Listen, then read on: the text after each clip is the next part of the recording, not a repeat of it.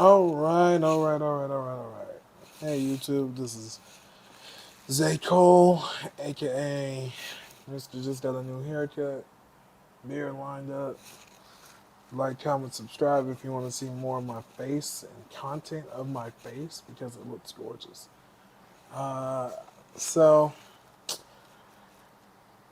we're just gonna jump right into it. Let's see. Trump's. This discussion continues a decades-long tradition during election years of. Actually, before I begin, this is gonna be a comparison because I had a long 3 hour conversation at the barbershop today, and people are voting for Trump. People are voting for Kamala. The things about Kamala and how a lot of black men, a lot of men in general, don't want to vote for a woman, and then also the fact that Trump just blatantly lies in what he says, but also the detrimental stuff on what he says. So we're gonna break down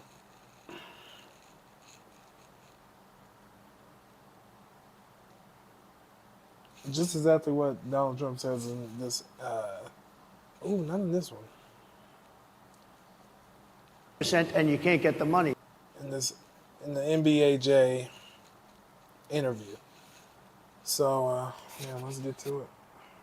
Why is it so pixelated? People can't buy houses. They no longer have the American dream. Young people, young black people, they don't have the American dream anymore. They can't buy a house. They can't borrow the money because of the cost of the money. They can't buy it because of the cost of housing, because of the cost to build it, because of inflation. Inflation is a disaster, and it's destroying our country, and it's destroying the black community probably as much or more. So what do you do? Than any. What's your plan? You know what we have to do? We have to bring down the cost of energy, and that's going to bring down the cost of inflation. This was all started with a bad energy policy by Joe Biden. By the way, just if I might, I was running against a man named Biden. You probably saw that.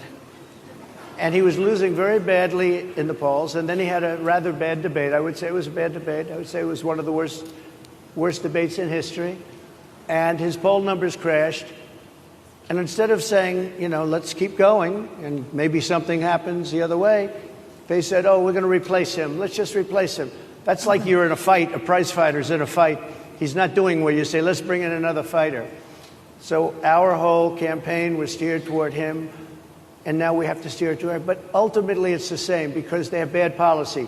They have policies of open borders, unbelievable. Let's just nip that in the bud. America has had the worst border control, border policies, border stance since its inception. America has never been strong on immigration. America has never been strong on border control. It's always been a crutch, it's always been a shield, and it's always been used for presidents as one of the tally marks for them to, hey, I'm going to do this about the border. We have let in over a couple million people. It's been a couple million, especially with the Venezuelans.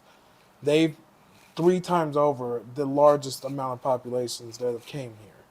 We take in more people than any other nation on the planet. America's never been tough on that. If you're in the comments, comment and tell me what age, what dawn or era in America was tough on borders. It's never been the case. He won't be tough on borders. You know why? Because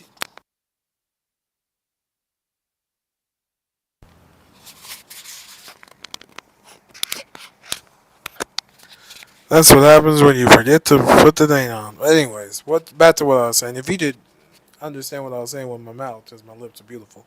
But this has always been a topic of conversation with presidents, even when I was young. I'm 30 years old now. I've seen quite a few presidents. Barack, Bush, or Clinton, Bush Sr. Yeah, I've lived through 10 presidents, I think. No, not 10. Bush Sr., Bill, Bush Jr., Barack, Trump, Biden. Now it could be Trump or Kamala. But the point is, in the comments below, whenever you see this video, name me an era, a time and place when the United States has been strong on immigration. I don't think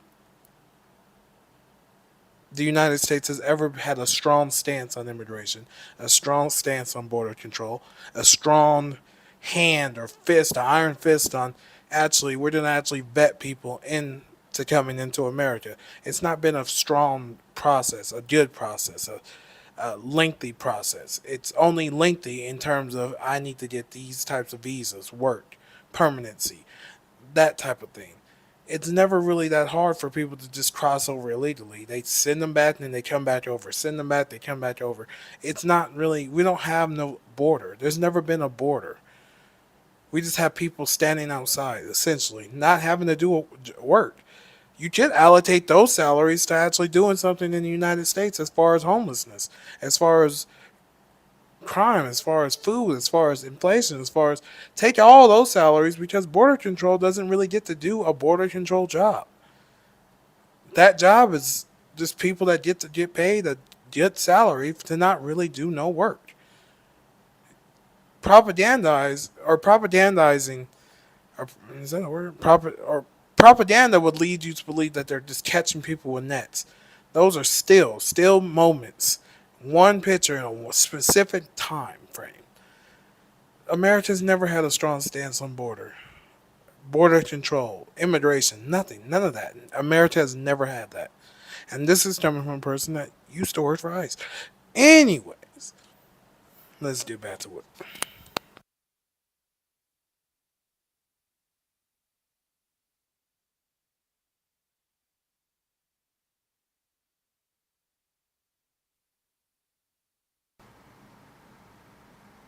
God damn. I picked the wrong one. God damn it. Again, let me do this again. This is live, so I can't. Oh, I should probably be able to edit it out. Or, who cares? What I was saying was Trump's Republicans or even Democrats, if they speak on border control or having a strong border stance, they will never have that. America, one of America's leading import is immigration. Besides, like rice and cotton and all, or stuff that they can't get slavery to do anymore. And the reason for that is they need labor. They need a labor class. So who can do the labor class? People that don't speak no English, who barely speak English, who will take a job paying $10 an hour, and then they shack up with 35 people in the house, 10 on the floor, 10 in the bed, five in the shower, like shit like that. America has never had a strong stance on border control. Name in the comments below. Name me an era when America has had a strong stance on border immigration. America has never had strong policies on immigration, never really enforced them. People that work in border patrol, border immigration and all that, they really did easy jobs. They're not really doing too much because America lets people come in by the droves. We as a country, or as the United States, take in more people than any other country on the planet. So to say that they're going to have strong immigration and strong border control, that's not going to be a thing. That's never going to be a thing. They're lying to Americans that think America is in danger of not becoming America anymore. They're lying to you because they don't care.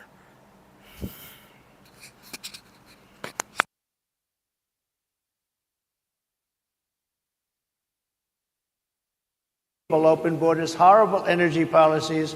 They want to get rid of, as you say, gasoline in cars. They want to get rid of oil. They want to get rid of efficient heating. Mr. President. Environmentally, what they're doing is killing our country. They're absolutely destroying our country. But the inflation is the thing that's hurting the black worker, the black population, and every other population within our country. Inflation is the worst it's been, I think, in over 100 years. And they'll fact check it. They'll say it's only 58. Whatever it may be, they don't add all the numbers. They don't add the really bad numbers, and you can check that too. But inflation, Harris, is absolutely destroying this country and the people in our country. Yes, Mr. ma'am. President, can I ask you another question Yes, that is also impacting Black Americans? And that's very clear now. Good. I'm sorry? It's very clear. I hear you. Okay. So Sonia Massey, someone from Illinois, an unarmed Black woman, was shot the other day in her home by a deputy sheriff. The deputy has since been charged with murder. You've said police would get immunity from prosecution if you win. Why should someone like that officer have immunity, in your opinion? Immunity? Immunity. I don't know the exact case, but I saw something, and it didn't look good to me. It didn't look good to me. Are you talking with the water, right? Yeah, well, police unions are not backing this person either. Okay. But again, why would... Are they going to be charging the officer? I guess they're charging the officer. So why should he receive immunity?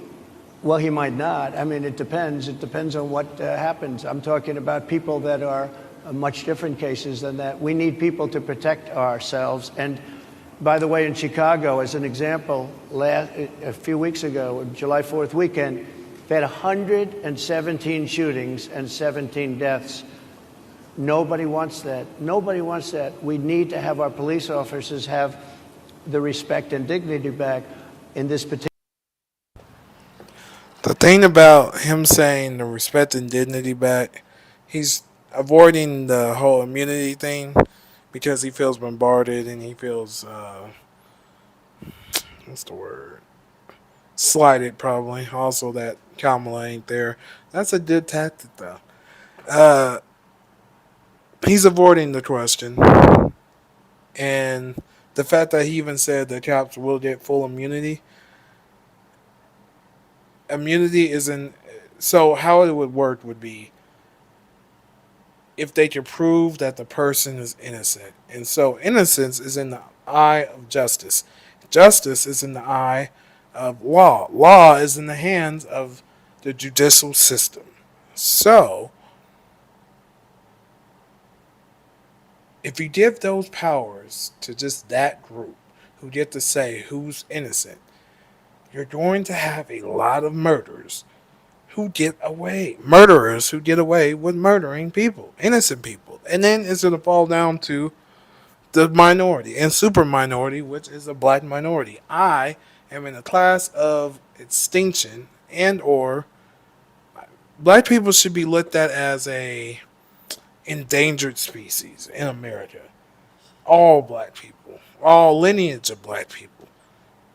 Because if they gave cops blanket immunity, then black people should get classified as endangered species. Because not only will it be traumatizing and anxiety driven to a 10th degree of the levels when we have to walk outside, talk outside, eat outside, drive outside, bike outside, live outside, do outside.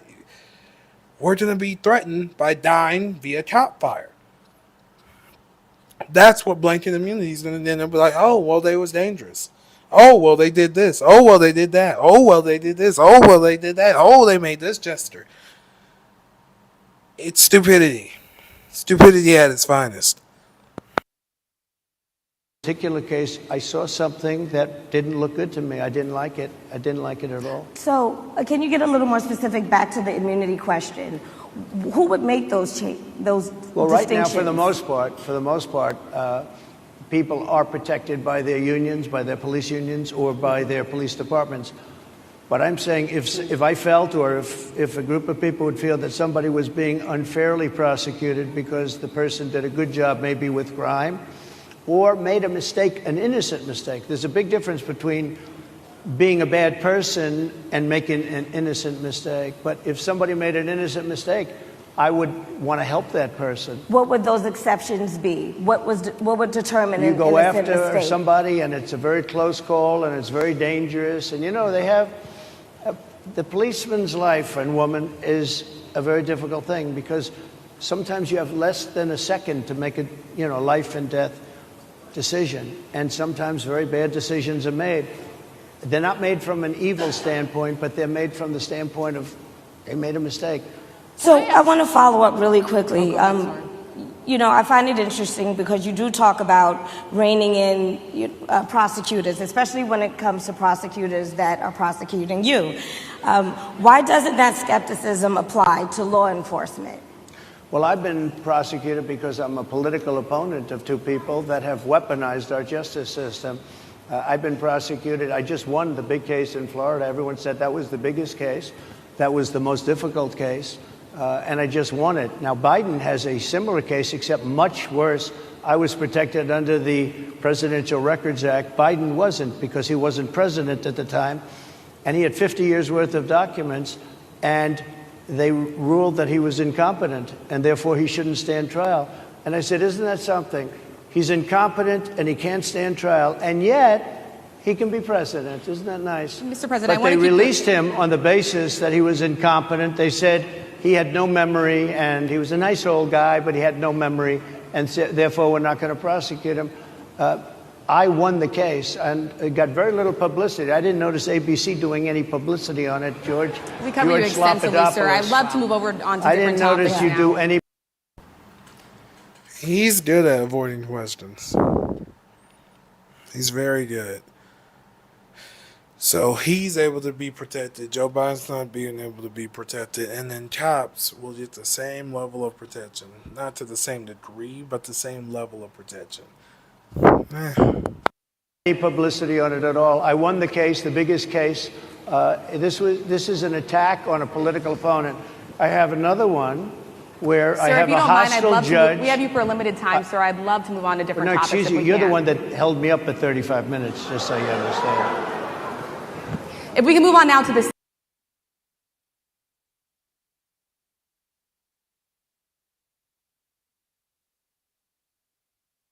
You have to be able to, if you want a hybrid or if you want a gasoline-propelled car.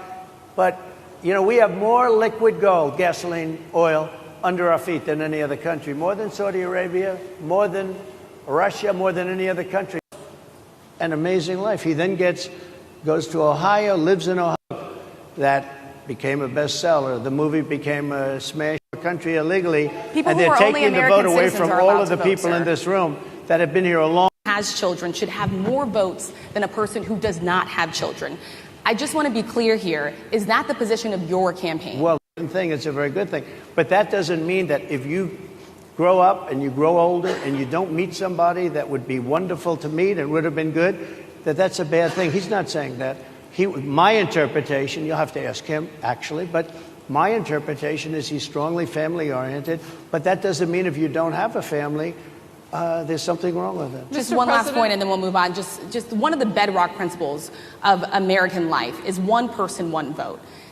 Senator J.D. Vance has suggested that someone who has children should have more votes than a person who does not have children. I just want to be clear here. Is that the position of your campaign? Well, no, but it's not something I have ever heard before. I can tell you this. Right now you have illegal aliens coming into our country, many from prisons and many from mental institutions, and they want to give them votes. I don't think they should have votes. They came into our country illegally, and they're taking the vote away from all of the people in this room that have been here a long time, that have worked hard, that in many cases, and you'll see this happening, if I'm not elected, you're going to see it happening. If I am, you're not going to have any problem.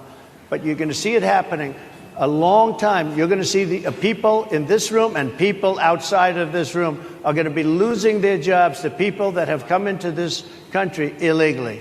Mr. President, can we stay with just kind of the state of the race right now? Because I felt like that vice president question, candidate question was right in there with that. So let's talk about J.D. Vance for a little bit.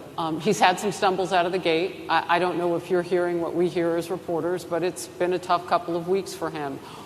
Why did you choose J.D. Vance? Why did you choose him? And I'm having a hard time hearing, too. I know everybody out there can, but it's hard to hear. I'll tell you why.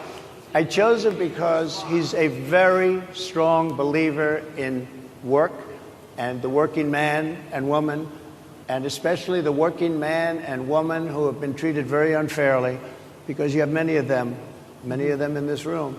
But you have many of those people, they were treated very unfairly. They worked very hard and they were treated unfairly. He wrote the book that became a bestseller. The movie became a smash hit. He's a very smart guy. without the benefit of having a family that has contacts, like a father that was well connected. He got into Yale Law School. He graduated in 2 years from Ohio State, summa cum laude.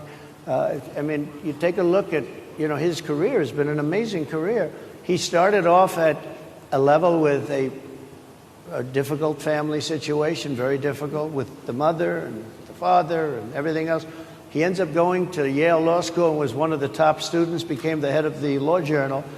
I mean, that's an amazing thing. He's a 4-year, he was in the military with great distinction for 4 years, got out, went into business, became successful in business, very successful in business, actually, did public offerings and other things.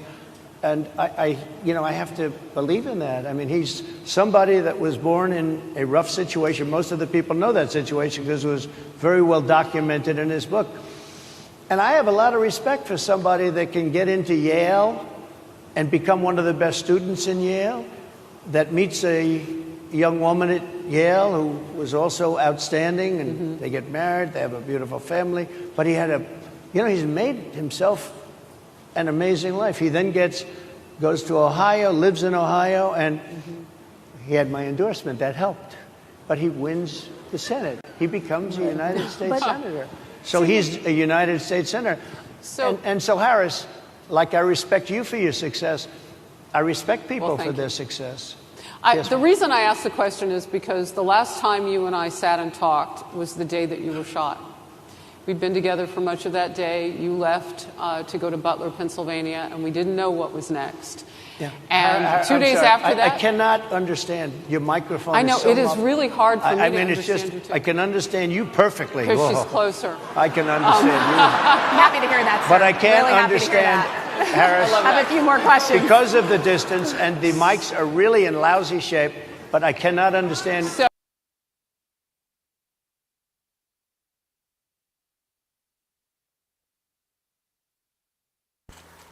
A motherfucker say he's entertaining. He's very entertaining. He said the mites is piss poor. Are you all poor? You dress nice. She has a fat ass. How can you have poor mites? Can't she twerk and shake that round voluptuous ass and get some good mites? I'm sure there's a gentleman in the crowd that would buy mites. Like if he said that, I'd be like, he might have won a few votes. Not my vote, but he wouldn't. That would have been too funny. But I'm also reading. I'm not donating to you, bitch. These things.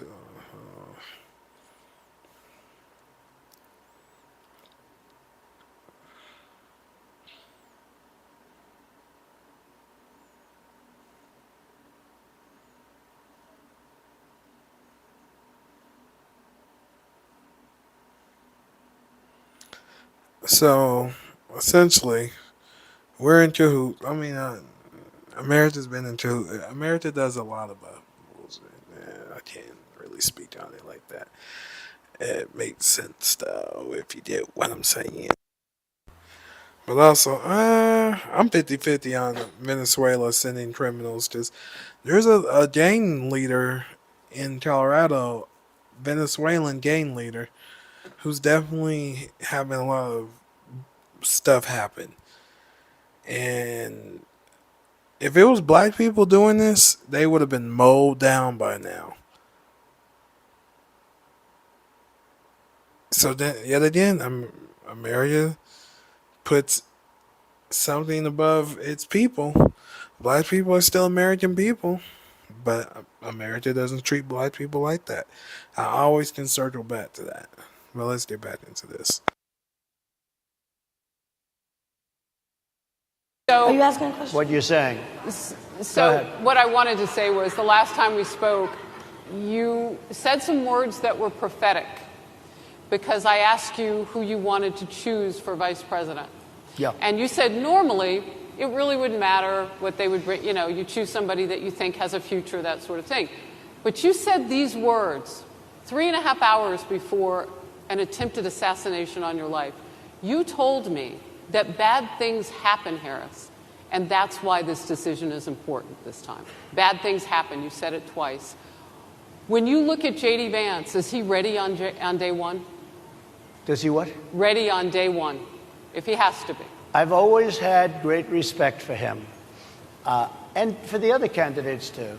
But I will say this, and I think this is well documented. Historically, the vice president, in terms of the election, does not have any impact. I mean, virtually no impact. You have 2 or 3 days where there's a lot of commotion as to who, like you're having it on the Democrat side, who it's going to be. And then that dies down, and it's all about the presidential pick. Virtually never has it mattered. Maybe Lyndon Johnson mattered for different reasons of what we're talking about, not for vote reasons, but for political reasons, other political reasons. But historically, the choice of He really doesn't. His articulation of things is so. That's not good. a vice president makes no difference. You're voting for the president, and you can have a vice president who's outstanding in every way, and I think JD is. I think that all of them would have been, but you're not voting that way. You're voting for the president.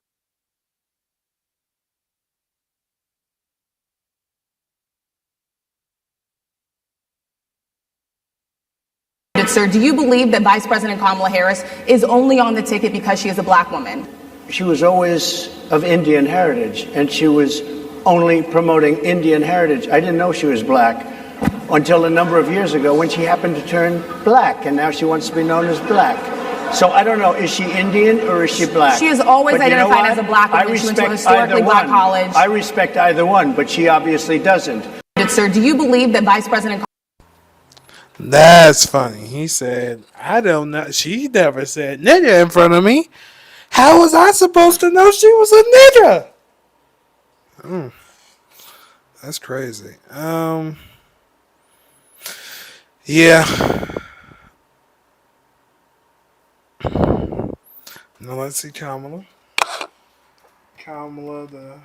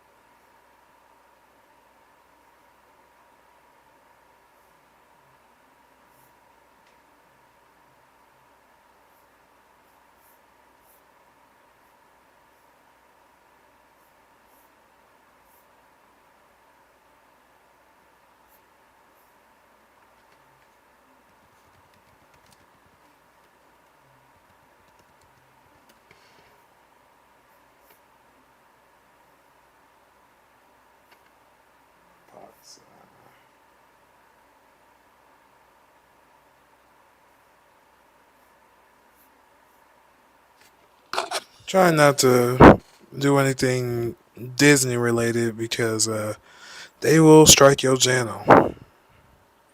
Strike you hard and strike you long.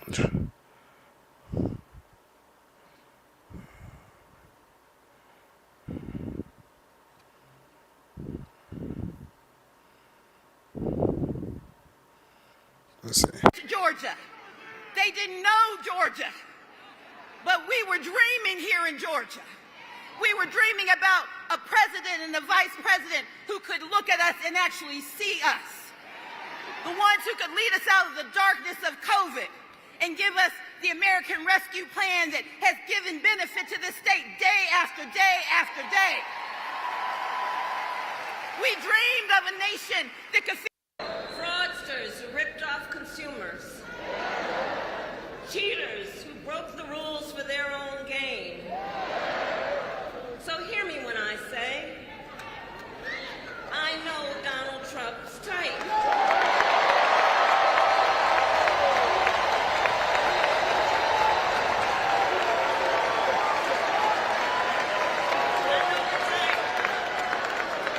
And I have been dealing with people like him my entire career. For example, as Attorney General of California, I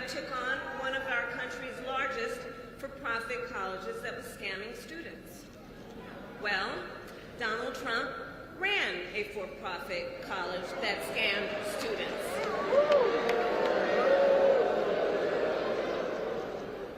As a prosecutor, I specialized in child sexual abuse cases and sexual abuse cases. Well, Trump was found liable for committing sexual abuse. And as an attorney general, I held the big Wall Street banks accountable for fraud. Donald Trump was just found guilty of fraud, 34 counts.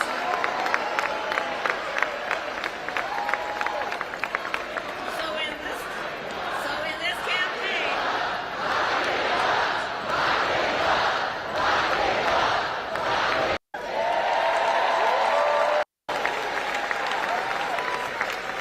and when I am president, I will work to actually solve the problem.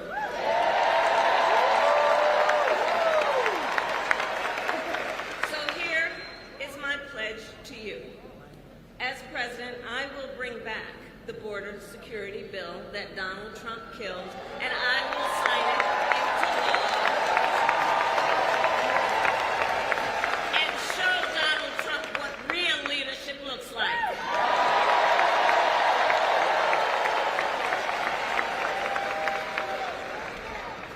But make no mistake, this campaign is not just about us versus Donald Trump. Truly, this campaign is about two very different visions for our nation. One focused on the future, the other focused on the past. We believe in a future where every person has the opportunity to build a business, to own a home, to build intergenerational wealth, a future with affordable health care, affordable child care, paid leave. And all of this is to say, building up the middle class will be a defining goal of my presidency.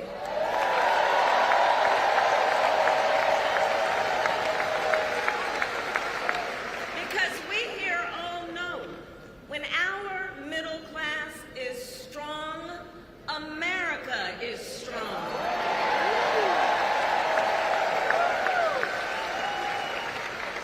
And to keep our middle class strong, families need relief from the high cost of living so that they have a chance not just to get by, but to get ahead.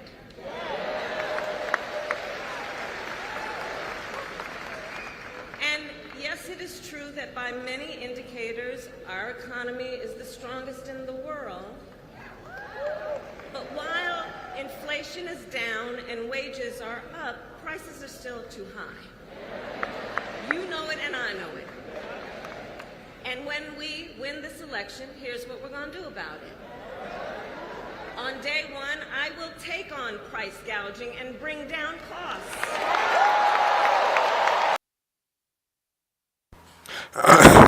Like I said, the border stuff, it's a good thing to try to stand on.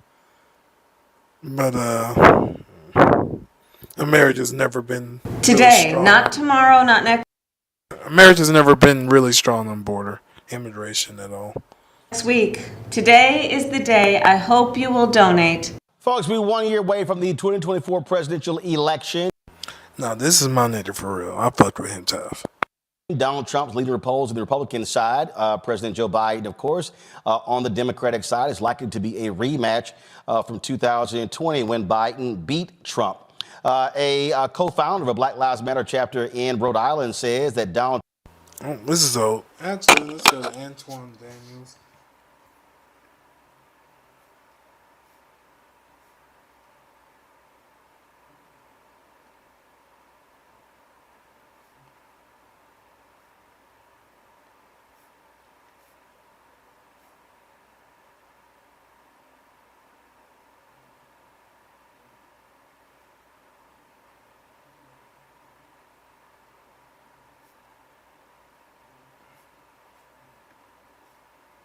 want to make sure that I acknowledge the sponsor of the show, Teach Henley, because Teach Henley sent me this new pack.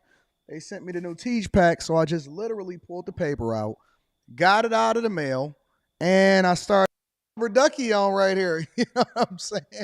So real questions, and they can give you rappers. Oh, you didn't know that they was giving you rappers too? So it's only right in the birthplace of the... Only speak on my anecdotal experience. But it seemed as though everything has been getting progressively worse every single year, yet we continue to vote the same way. And see, you can always say, well, it's been Republicans in office, it's been Democrats in office, but that's not the truest sense of being able to evaluate whether or not your life is improving or going down based off of how it is that you vote, right? And so what I'm seeing personally is when you go into these Democratic cities and you see people operating, are you able to truly see exactly how your family has progressed? Yo, you ain't got your family homes no more. You don't have anything and anyone to be able to help you. Everybody sold grandma and grandpa house. If you go over to Chicago, over in Cook County at the assessor's office, they are raising y'all taxes by 86% on y'all properties. Property taxes. You still renting. Even if your home was paid for, you still renting in Cook County and in all across America because you will never truly own your home because you still gonna get inflation on your properties. And if you don't pay it, then somebody like me is gonna come in and be able to take your property from you. How that feel? When you go to your grocery store, listen, forget the national election. We ain't even got to talk about the national. We'll come back to that. We'll come back to Kamala Harris in the second and third part of this show. But let's just really, truly have a conversation. Your real life. Forget the chat. I see y'all in the chat. Shout out to everybody. Artifacts, Rasan, J Ben, Airborne, Irvin Pete, everybody that's in the chat. Shout out to y'all. Forget me. Forget me. I ain't even do nothing. Pookie did it, but Ray Ray didn't. And Pookie got an excessive sentence, and Ray, he didn't even do nothing. And said those words out of his mouth so confidently. And I know a lot of people aren't going to vote for Kamala because she's a woman, one, but she's also a black woman. And if you feel that she's not the best candidate. We cooking with fish grease tonight. My question then becomes, but was he right though?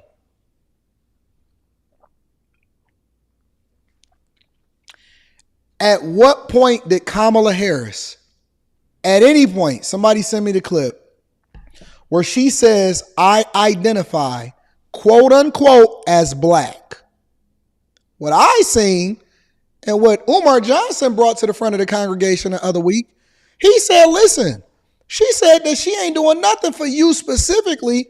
We gonna do it for the entire group, and then you gotta get yours.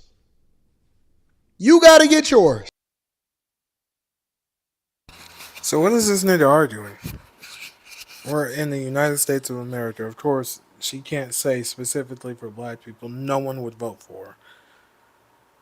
It's these niggas that want to sound intellectual that really ain't intellectual. They just have money, and so they think money makes them intellectual. Money makes them smart. You know how to buy stuff and invest. That's good. But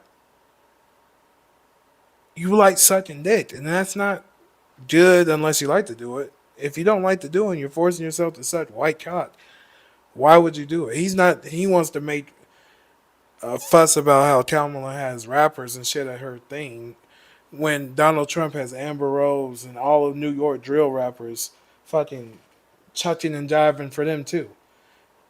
If you're not going to be mad at that, why are you mad at this? He likes white men. Was he right though? He said, I didn't even know that she identified as black. Trump said that. I said that. You said that.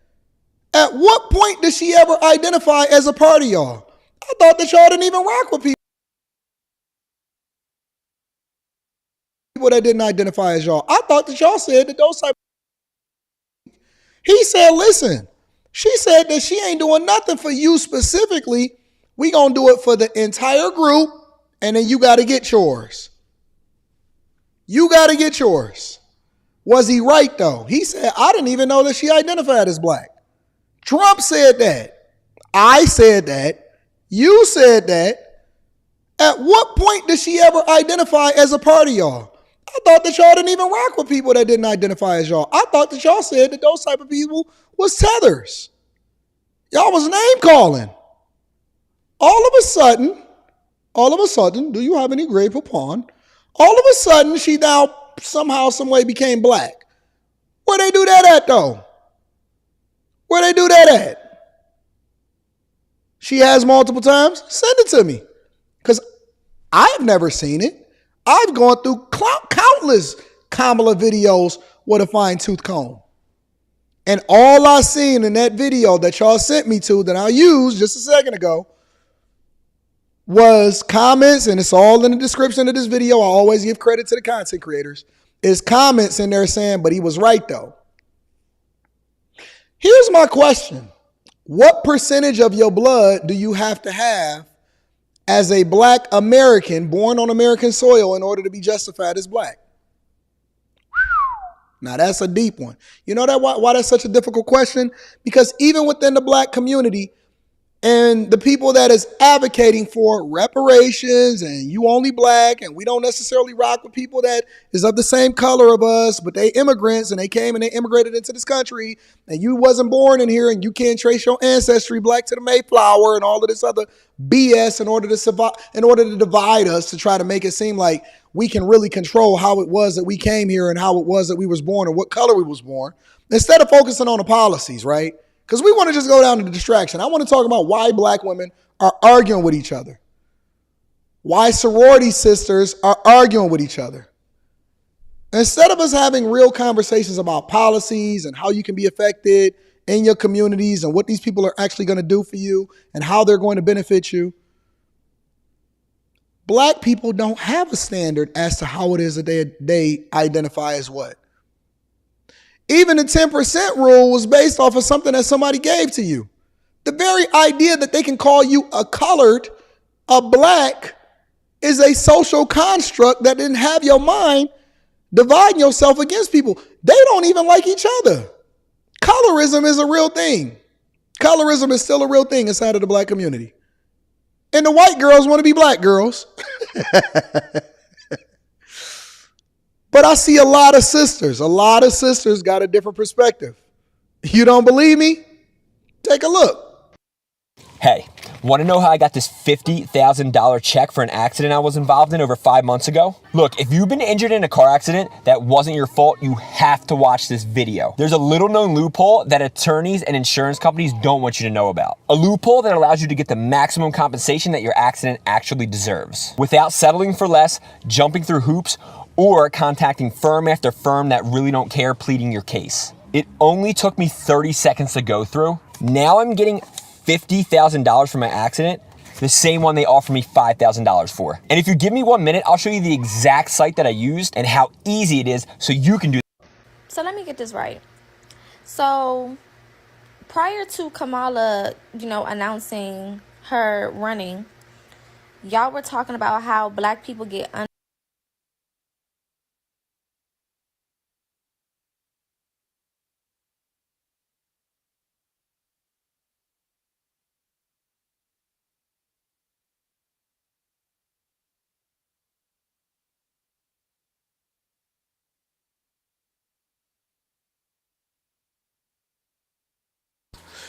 The question is, did he do his research on her? I don't think he did. Has he? Is he what he's? I truly think that he believes in one party when you shouldn't believe in both parties at all, or believe some of what both are saying. If you believe in that type of ideology, these type of black men are scary because they really think that they have white saviors. He really believes in white saviorism. That's the sad part. I don't know, man. This election is about to be pretty crazy. Trump jokingly said, "Hey, when you vote for me, you might not have to vote again." That's not something you should joke. Kamala said she's gonna.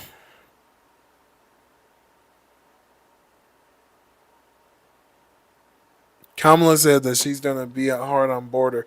Both people saying they're gonna be hard on border. Yeah, he's a coon. Oh, yeah, coon, raccoon. He's a raccoon.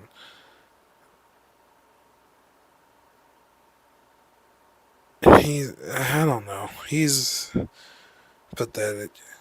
Most black people that start doing content like this become pathetic caricatures.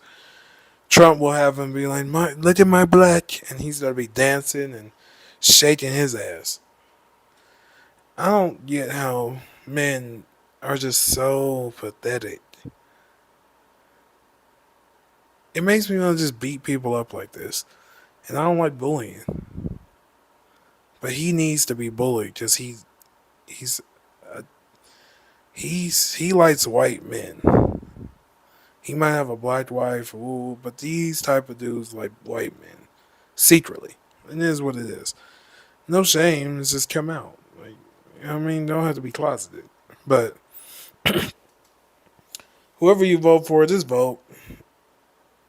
Exercise your right to vote before it is taken away.